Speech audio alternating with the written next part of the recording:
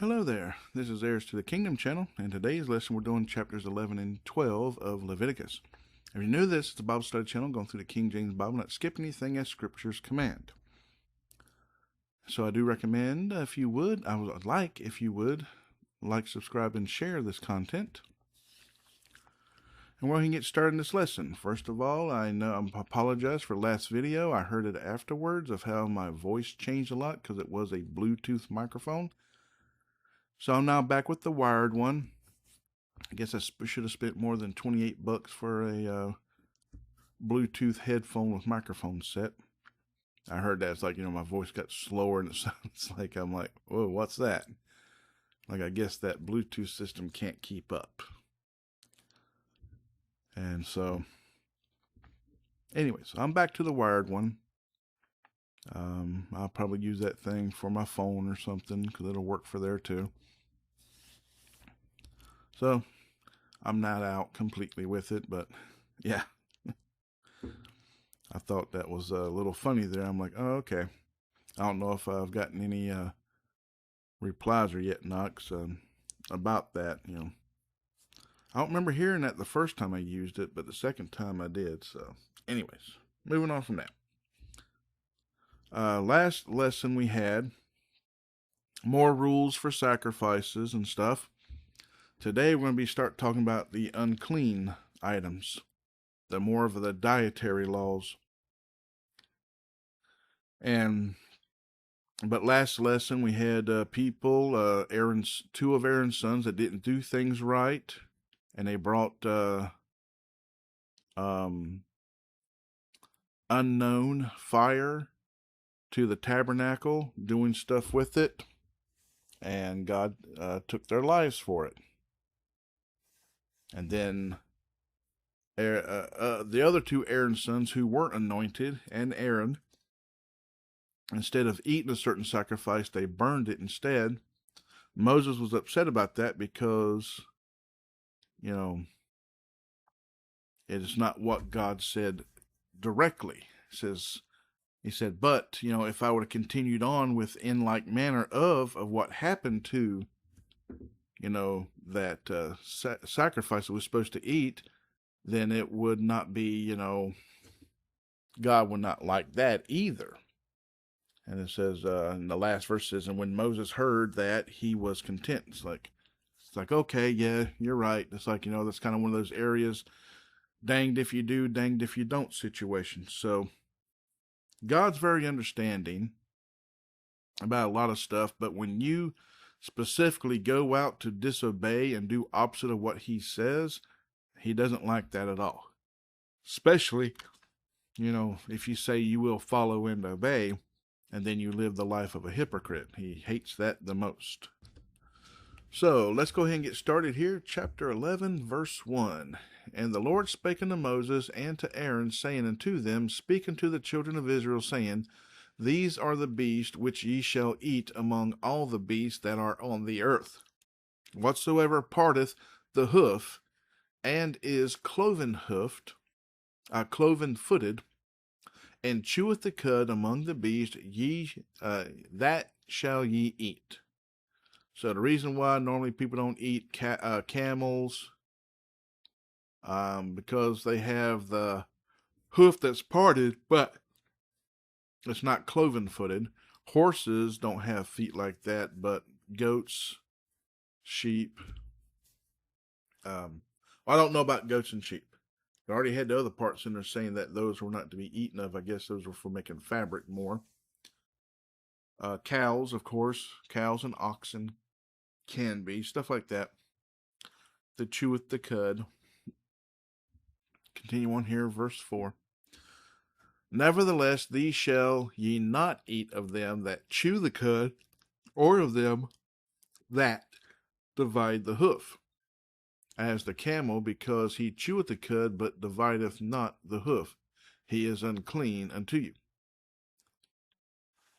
And the coney, because he cheweth the cud, but divideth not the hoof, he is unclean unto you. Now, of course, I'm trying to remember the hoof of a camel. I thought it was split in the front and different in the back, or Yeah, I just don't know too much about camels like that. Even though I was in the Middle East a couple of times, I don't really remember the feet of the camels now, either or. But moving on from that, verse 6. And the hare, because it cheweth the cud, but divideth not the hoof, he is unclean to you. So, of course, they couldn't eat rabbits either. And of course, pigs and other things. But all I know is I'm so glad not under these dietary laws anymore. Verse 7. And the swine, though he divide the hoof and be cloven-hooded, yet he cheweth not the cud. He is unclean to you. Of their flesh shall ye not eat, and their carcass shall ye not touch. They are unclean to you. These shall ye eat of all that are in the waters, whatsoever hath fins and scales in the waters, in the seas, and in the rivers, them shall ye eat.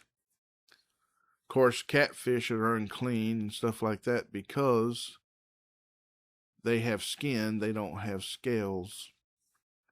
And of course, crustaceans, lobsters and crabs, this, that, and the other, they're bottom feeders.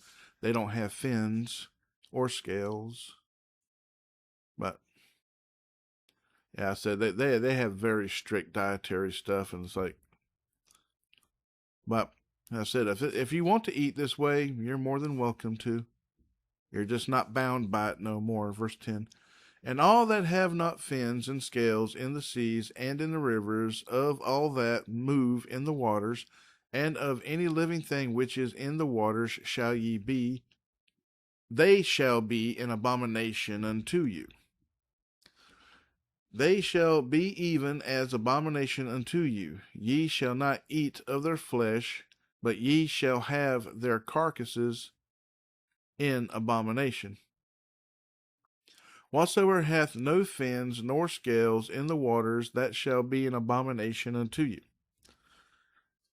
And these are they which ye shall have in abomination among the fowls. They shall not be eaten. They are an abomination. The eagle and the ossifrage and the osprey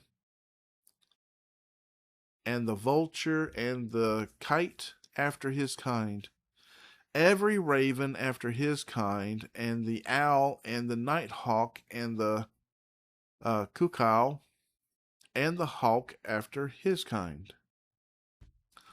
So God's already letting us know here that you do have things that are in the wild that have mixed breeded, changing a little bit. So you have multiple different types of hawks, multiple different types of vultures and ravens and stuff of that nature. But it's like, anything that's like that and after its kind. So that's what that's meaning there. Verse 17, and the little owl and the cormorant and the great owl. Some of these names of creatures I don't know. Not really going to look them up because it's irrelevant to anything of today.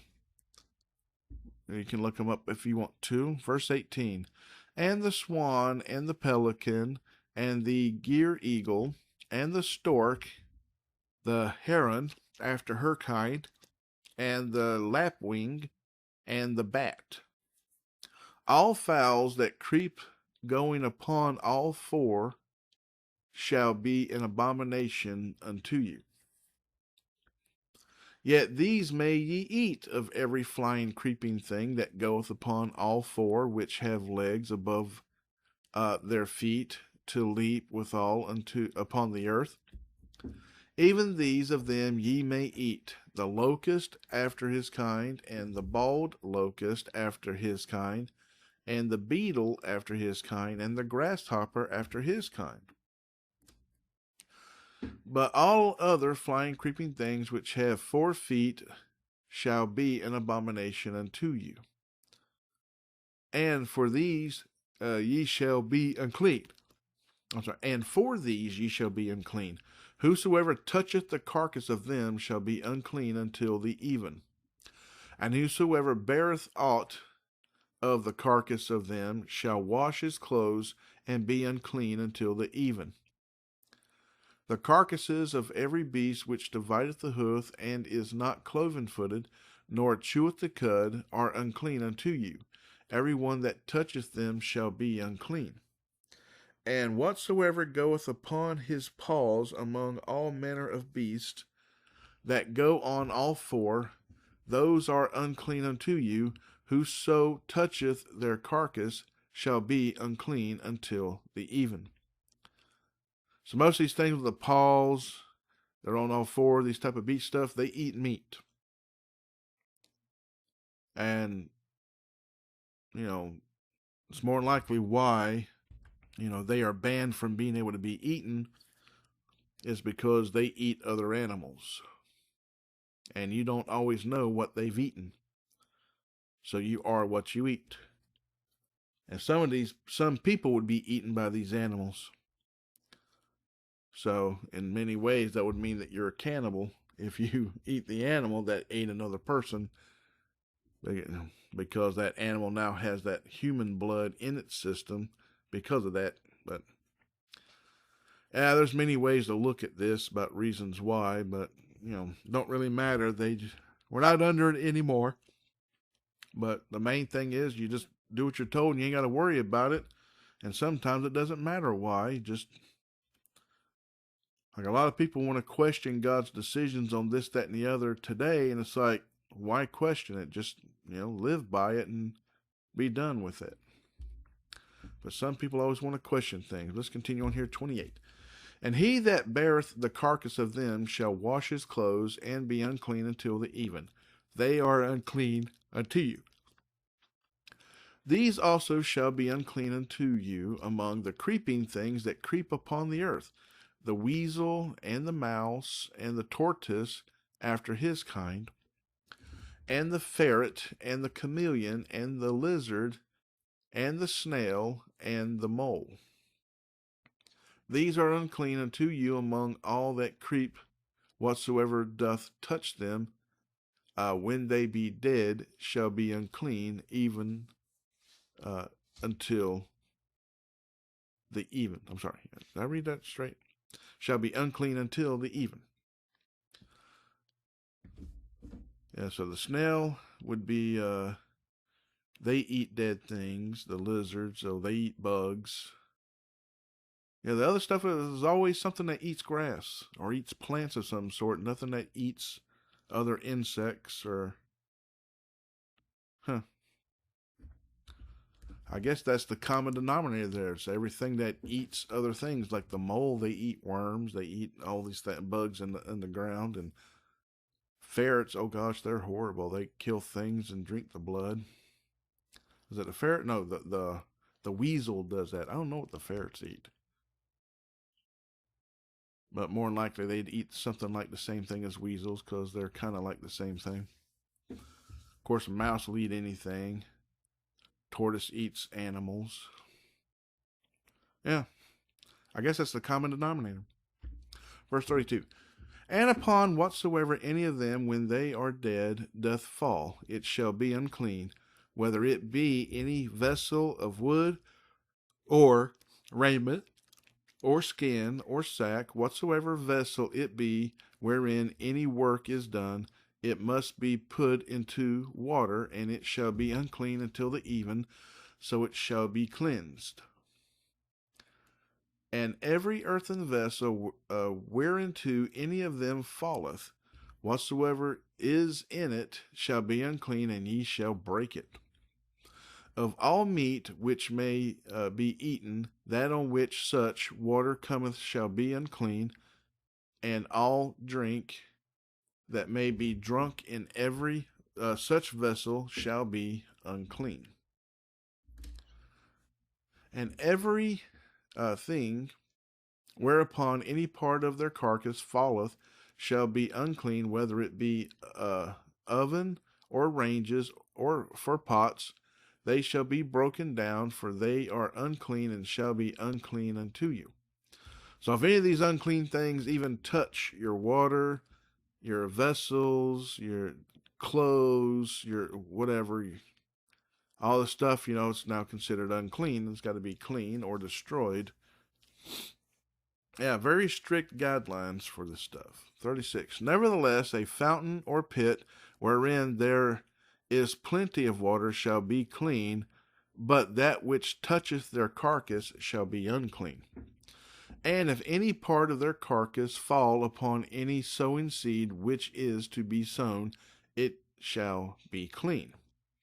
But if any water be put upon the seed, and any part of their carcass fall thereunto, it shall be unclean unto you. And if any beast of which ye may eat die, he that toucheth the carcass thereof shall be unclean until the even. Now, I don't know if you're new to this. When it says until the evening, it means until the sun goes down, till sundown, the evening time. Verse 40. And he that eateth of the carcass of it shall wash his clothes and be unclean until the even. He also that beareth the carcass of it shall wash his clothes and be unclean until the even. And every creeping thing that creepeth upon the earth shall be an abomination, it shall not be eaten. Whatsoever goeth upon the belly, and whatsoever goeth upon all four, or whatsoever hath more feet among all creeping things that creep upon the earth, them ye shall not eat, for they are an abomination. Ye shall not make yourselves abominable with any creeping thing that creepeth, neither shall ye make yourselves unclean with them, that ye should be defiled thereby. For I am the Lord your God. Ye shall therefore sanctify yourselves, and ye shall be holy, for I am holy. Neither shall ye defile yourselves with any manner of creeping thing that creepeth upon the earth. For I am the Lord that bringeth you up out of the land of Egypt, to be your God. Ye shall therefore be holy, for I am holy. This is the law of the beast, and of the fowl, and of every creeping creature, every living creature that moveth in the waters, and of every creature that creepeth upon the earth, to make a difference between the unclean and the clean, and between the beast that may be eaten and the beast that may not be eaten. Chapter 12. And the Lord spake unto Moses, saying, Speak unto the children of Israel, saying, If a woman have conceived seed, and born a man-child, then she shall be unclean 7 days, according to the days of the separation for her infirmity, shall she be unclean. Now, for the reason of that, a woman gives birth, she's going to bleed at these times, and she's going to continue bleeding until the bleeding stops. And in their times, they didn't have any ability to do surgeries for this to stop it. But also, she would be susceptible to infection from everything around her. So to be unclean also keeps her away from other things that may make her sick. And her herself may make other people sick. But anyways, there's reasons for that. Verse 3. And in the 8th day the flesh of his foreskin shall be circumcised. And she shall then continue in the blood of her purifying 33 days shall she touch no hallowed thing, nor come into the sanctuary until the days of her purifying be fulfilled. But if she bear a maid child, then she shall be unclean 2 weeks, as in her separation, and she shall continue in the blood of her purifying 66 days. Now, to be honest, I don't know what the difference is between giving birth, between a male or a female child, except the male was to be circumcised. But for God, as I said, they were told what to do, and a lot of times they weren't told why. And we are not told why either. But as I said, sometimes just obey and just move on with life. It's easier that way. Verse 6.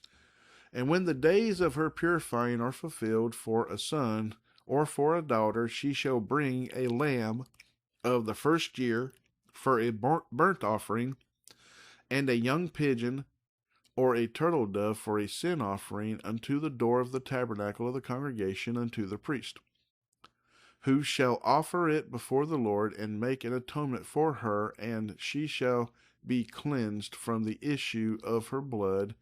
This is the law for her that hath borne a male or a female.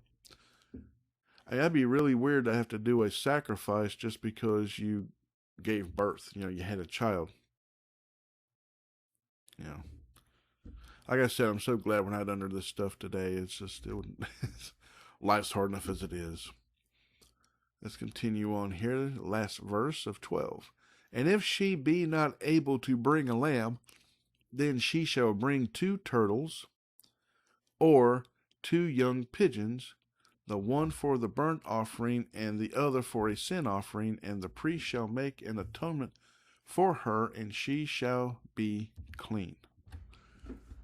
Now, I will have to say, I don't know where this got messed up at somewhere. Even my YouVersion app says 2 turtles, but it's supposed to be 2 turtle doves. Because nowhere in any other part was it saying how to sacrifice a turtle. And so my YouVersion app says turtles. Here, this DVD Bible says turtles, this image. And I go to my paperback Bible that I've had for many years, quite, some time, and it says turtle doves. So, somewhere along the line, somebody forgot a word in there. But once again, it's stuff that we're not under today. But yeah, I always like for the scriptures to be written properly. So, anyways, that is the end of this lesson today. Aren't you glad we're not under all these weird rules and guidelines? It's like I said, life's hard enough as it is. I don't like stuff being added to it. But so much easier to follow the Lord today than what it was then. So thankful. These are things we give thanks for. Like I said, we're supposed to give God all the praise, glory, and worship, and thanks in everything, the good, the bad, the ugly, and the indifferent. And we're to never cease praying. I always talk about this every single time. Why? Because it's very important. It's important to Jesus. He mentioned it a lot. So that makes it supposed to mean it's important to us as well. To remind people to pray, and also remind ourselves to pray. The lost, the found, yourself, others, all nations, all people, all situations. There's always something to pray about. I'm going to go ahead and end this lesson here. And next lesson, of course, we'll be doing 13 and 14. May have to play it by ear on that, because 13 has got 59 verses all on its own. And it's going to be talking about leprosy. They're not all short verses either. And you go to 14, and it's got 50-something verses as well. 57. So, since it's an odd number ending anyways, 27 verses in Leviticus, I'm probably going to do 13 by itself, and then do 14, 15 together. Because 15's still got the 57 of 14, but then 33 of 15 might be just straightforward reading. But yeah, getting to some long chapters here pretty soon. Anyways, as I said, I might go ahead and do them both together, and just stick with 2 chapters. Who knows? But something either going to have 3 or just be one by itself. So I think I'm going to just do 13 by itself and then do 14, 15. Either or. That's my problem to deal with, not y'all's. Y'all just here to listen, read along, and learn. So I hope you're enjoying this. But anyways, until next time, God bless, good night, and goodbye.